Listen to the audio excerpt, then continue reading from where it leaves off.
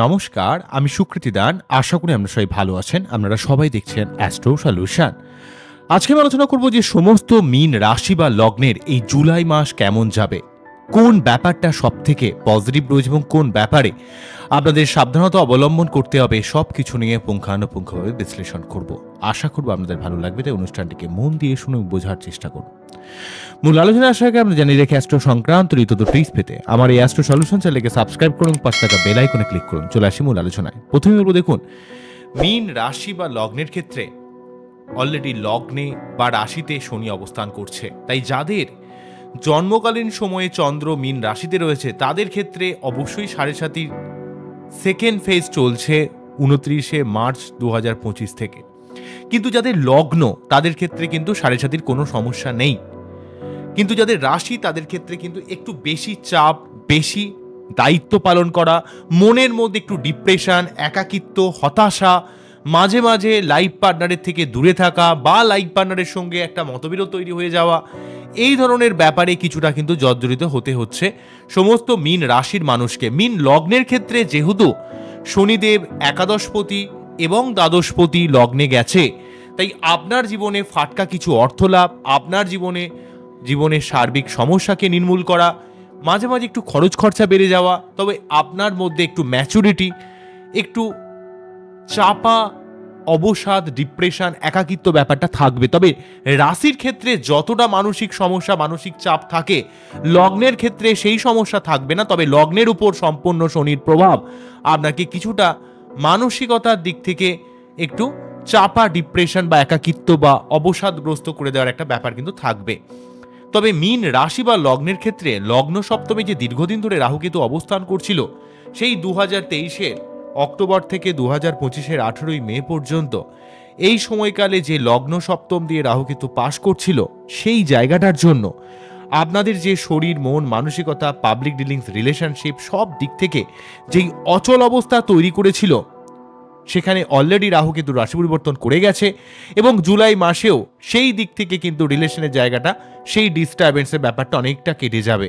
আপনার শরীর টরীর যে ব্যাপারটা খারাপ ছিল, মন মানসিকতার মধ্যে যে লেভেলে ডিপ্রেশন ছিল, সম্পর্কের জায়গায় যে অস্থিরতা ব্যাপার তৈরি হয়েছিল, অনেকগুলো জায়গা থেকে সমস্ত মীন রাশি বা লগ্নের সার্বিক একটা পজিটিভ ব্যাপার তৈরি করবে। মন মানসিকতার মধ্যে একটা সার্বিক পজিটিভ অবস্থা এবং সেই সঙ্গে আপনাদের রিলেশনের দিক থেকে, পাবলিক ডিলিংসের দিক থেকে, জীবনের সার্বিক উন্নতির দিক থেকে আপনাকে কিন্তু অনেকটাই হেল্প করবে, এটা কিন্তু দেখা যাচ্ছে। অন্য দিক থেকে লগ্নের উপর শনি থাকার জন্য আপনাকে একটু চাপা, একাকিত্ব, ডিপ্রেশনের ব্যাপার বা আপনার মাঝে মাঝে সম্পর্কের জায়গায় যেন কোথাও একটা দূরত্ব তৈরি হতে পারে। হয়তো লাইফ পার্টনারকে দূরে থাকতে হচ্ছে বা আপনার লাইফ পার্টনারের সঙ্গে মাঝে মাঝে মতবিরোধ তৈরি হয়ে যাচ্ছে। এই জন্য আপনার মানসিক একটা অবসাদ ব্যাপার থেকে একটু সাবধান হবেন। তার জন্য আপনাদের প্রতি শনিবার নিরামিষ খাওয়া, শনি মন্দিরে পুজো দেওয়া। তবে মীন রাশির ক্ষেত্রে চন্দ্র একটু দূষিত হয়ে রয়েছে, কেননা চন্দ্র যে ঘরে অবস্থান করে সেই অনুযায়ী যেহেতু আপনার রাশি মীন রাশি, সেক্ষেত্রে এখানে মীন রাশির উপর দিয়ে পাশ করার জন্য আপনাদের ক্ষেত্রে শনি কিন্তু একটু মানসিক চাপ, সবসময় একটু বেশি পরিশ্রম করছেন, একই কথা বারে বারে বলছেন, যেন কাজের মধ্যে সর্বদা লেগে রয়েছেন, এই ধরনের একটা ব্যাপার। সেই জন্য সব কিছু ব্যাপারকে আপনার খুব মনোটোনাস মনে হবে, যেন একইভাবে চলছে। এই জন্য কিন্তু আপনাকে একটু শনিবার পুজো দেওয়া, একটু নিজের সমস্যা থেকে বেরিয়ে এসে নতুনভাবে ভাবা, এই ব্যাপারগুলো কিন্তু করতে হবে। অন্যদিক থেকে বৃহস্পতিদেব কিন্তু আপনাদের 4th হাউসে অবস্থান করছে। 4th হাউসে অবস্থানের জন্য পারিবারিক শান্তি, আপনার ঘর বাড়ি করার দিক থেকে, ফ্ল্যাট কেনার দিক থেকে, পারিবারিক শান্তি বা পরিবারের মেম্বারের কোনো রকম অসুস্থতা থাকলে সেই জায়গাটা অনেকটা চলে যাবে। আপনার মানসিক সমস্যাটা কিন্তু অনেকটা কমবে। এই ব্যাপারটা অত্যন্ত গুরুত্বপূর্ণ হয়ে কিন্তু দাঁড়াচ্ছে।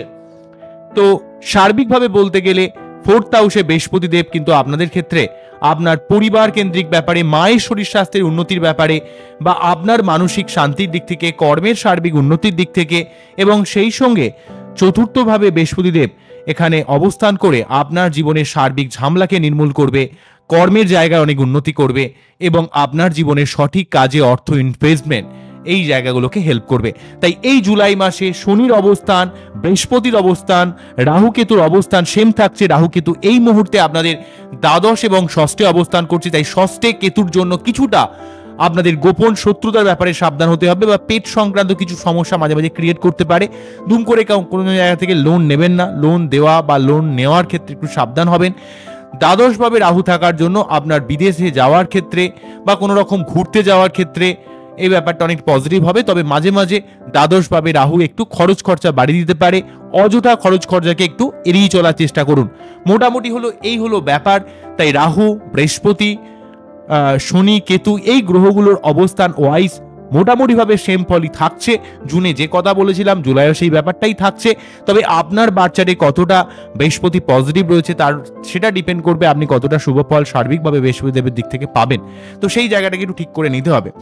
অন্য দিক থেকে বাকি গ্রহগুলোর কথা বললে শুক্রদেব মোটামুটি 26 তারিখ পর্যন্ত থার্ড হাউসে থাকছে, যেই শুক্রদেব আপনাদের ক্ষেত্রে অষ্টমপতি এবং আপনাদের ক্ষেত্রে তৃতীয়ভাবে থেকে আপনার জীবনে পরাক্রমতা, নতুন কানেকশন, যোগাযোগ, ভাই বোনদের দিক থেকে হেল্প, আপনার জীবনে অর্থপ্রাপ্তি, আপনার জীবনে সার্বিক নতুন যে কোনো কাজ যদি শুরু করেন সেই জায়গায় একটা সার্বিক সফলতা প্রদান করবে।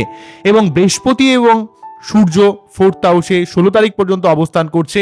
16 তারিখ পর্যন্ত কিন্তু বৃহস্পতি সূর্য যোগ আপনার ক্ষেত্রে কিন্তু যে কোনো রকমের প্রতিযোগিতামূলক জায়গায় আপনাকে সফলতা প্রদান করবে। কর্মের জায়গায় মান সম্মান, প্রতিপত্তি, অর্থ লাভ, পিতার দিক থেকে হেল্প, আপনার মধ্যে একটা পরাক্রমতার লেভেলকে অনেকটা বৃদ্ধি করবে।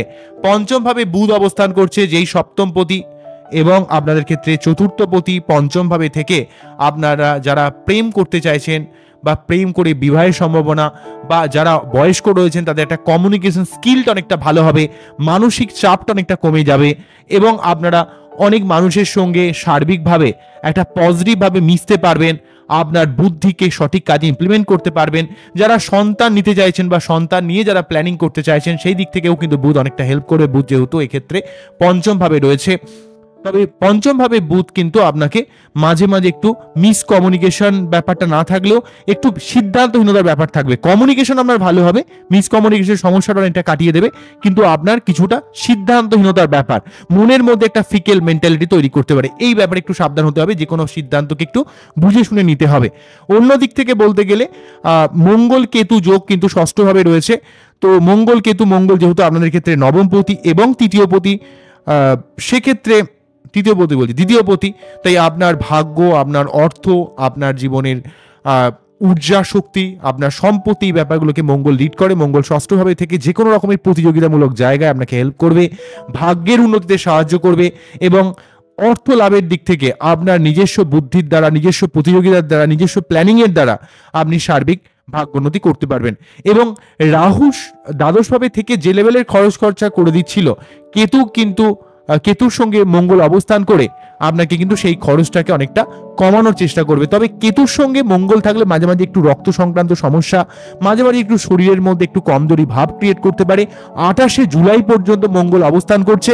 28শে জুলাইয়ের পর মঙ্গল রাশি পরিবর্তন করে সপ্তম ভাবে থেকে আপনার জীবনের সম্পত্তি কেন্দ্রিক কোনো হেল্প, অনেক ভালো ভালো মানুষের সঙ্গে যোগাযোগ, কানেকশন, বা আপনার সরকারি চাকরির কোনো রকম সম্ভাবনা থাকলে সেই জায়গাটা কিন্তু অনেকটা সম্ভাবনাটাকে বাড়িয়ে তুলবে, বা কর্মের জায়গায় উন্নতি করানোর চেষ্টা করবে। আপনার মন মানসিকতার মধ্যে একটা কনফিডেন্সকে বাড়াবে, সেলফ কনফিডেন্সটা কিন্তু অনেক গুণে বাড়িয়ে দেবে। এবং অর্থকেন্দ্রিক দিক থেকেও কিন্তু মঙ্গলদেব অনেকটাই হেল্প করবে 28 তারিখের পর। তো যাই হোক, মঙ্গল ষষ্ঠভাবে থেকে শত্রুতা নির্মূল করা, আপনার কর্মের উন্নতি করা, ভাগ্যের উন্নতি করা, অর্থকেন্দ্রিক উন্নতির দিক থেকে অনেকটাই হেল্প করছে। তো যাই হোক, ঠিক আমরা যদি দেখি যে সূর্যদেব মোটামুটিভাবে 16 তারিখ পর্যন্ত 4th হাউসে রয়েছে, তারপর বুধের সঙ্গে যুক্ত হয়ে বুধ সূর্য বুধায়িত যোগ তৈরি করে আপনার জীবনে সঠিক কাজে আপনার বুদ্ধিকে ইমপ্লিমেন্ট করতে পারবেন। আপনার মধ্যে একটা সার্বিক কমিউনিকেশন স্কিলটা অনেকটা বৃদ্ধি পাবে। আপনি সঠিক জায়গায় বুদ্ধি ইমপ্লিমেন্ট করে অনেক কাজে, বিশেষ করে ব্যবসার দিক থেকে, ক্রিয়েটিভিটির দিক থেকে, অর্থ প্রাপ্তির দিক থেকে কিন্তু অনেকটা হেল্প করবে। তবে বুধ মাঝে মাঝে আপনাকে একটু কনফিউজ করতে পারে, সিদ্ধান্তহীনতায় ভোগাতে পারে, এই ব্যাপারে একটু সাবধান আপনাকে হতে হবে।